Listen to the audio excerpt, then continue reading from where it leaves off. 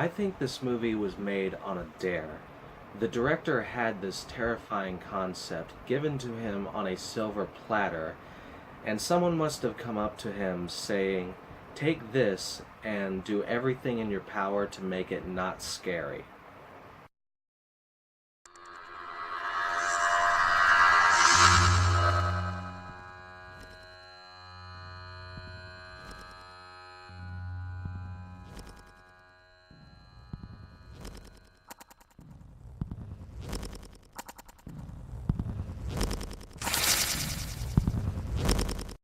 Tonight's review is on Emelie. This movie is about a family that has just hired a new babysitter.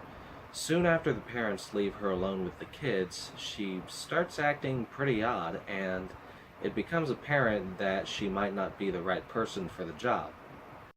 Okay, so I made it pretty obvious at the beginning that I'm not a fan of this movie, and I was pretty shocked when I looked it up on Rotten Tomatoes.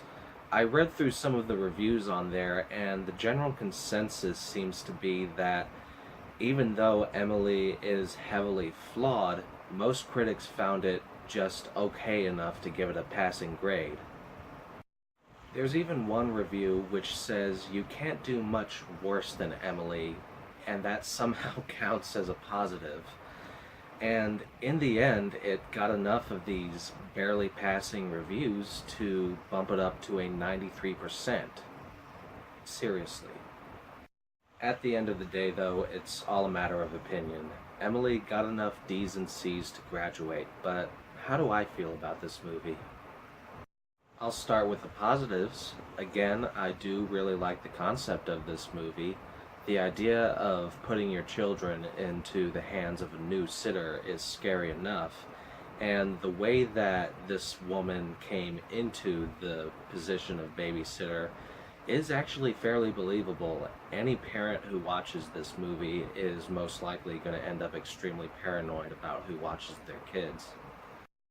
Also, there's a point where you find out Emily's backstory, and the way they set it up with this weird notebook is fucking stupid, but the story itself is actually very disturbing and sad. It's pretty much the most effective part of the movie. Anyway, let's get to what I don't like about this film. First off, there is nothing subtle about Emily. Once she's alone with the kids, the movie just beats you over the head to let you know that she's crazy. And it's not as if you don't know that already. In the opening scene of the movie, they show the actual babysitter getting chloroformed. So, the cat's already out of the bag.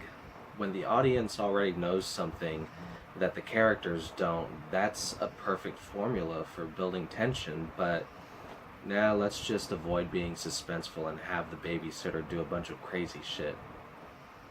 There's really no point to most of the shit that she does either. Like, there's this one scene where she has the kids sit down to watch a movie, and it turns out that the movie is a video of their parents having sex. What's the reason behind this?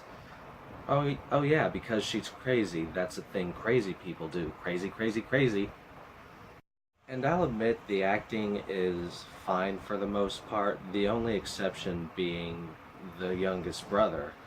I know that he's a little kid and he can't really help it, it's just that they could have at least given him better material, more suited to his capabilities.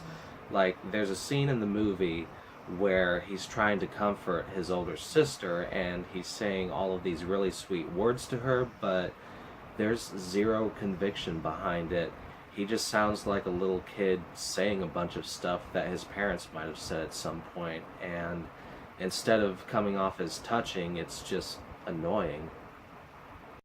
Then there's a scene where Emily is dragging this unconscious young woman into the house. Her face is all covered in blood, and in this overhead shot, you can see that the youngest brother is clearly standing right there, but you don't hear any kind of reaction from him. There's never even a shot of his face to show that he might be freaking out a little bit. Nothing. It's as if the director knew that he wasn't the most capable actor, so he just shot it that way and hoped that people would buy it. Evidently, the critics spotted enough to give it a 93%. In the end, I knew that I was going to come across a bad movie this month eventually. Trust me, you don't need to see Emelie. It's not suspenseful, it's not convincing, it's not memorable, and it's completely overrated. And with that, I hope y'all have a good one.